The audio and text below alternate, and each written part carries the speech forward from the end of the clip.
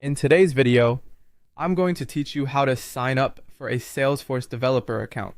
To get started, open Google Chrome and go to the Salesforce developer signup page at developer.salesforce.com/signup. Make sure you type the address carefully so you land on the official registration page.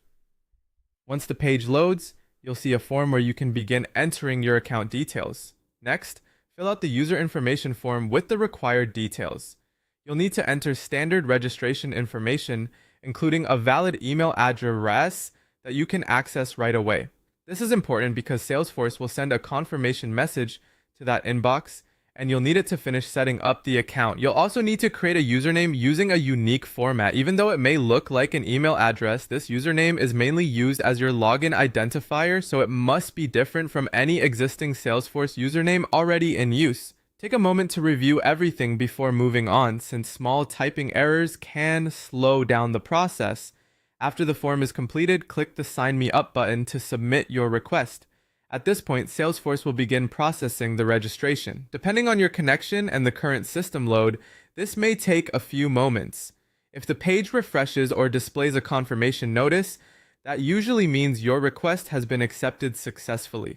Once that's done, open the confirmation email sent to your inbox. If you don't see it right away, check your spam, junk, or promotions folder, since automated emails can sometimes be filtered there.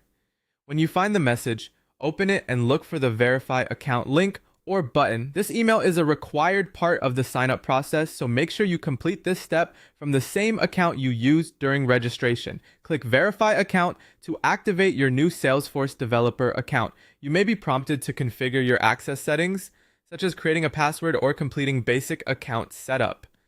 Follow the prompts on screen carefully.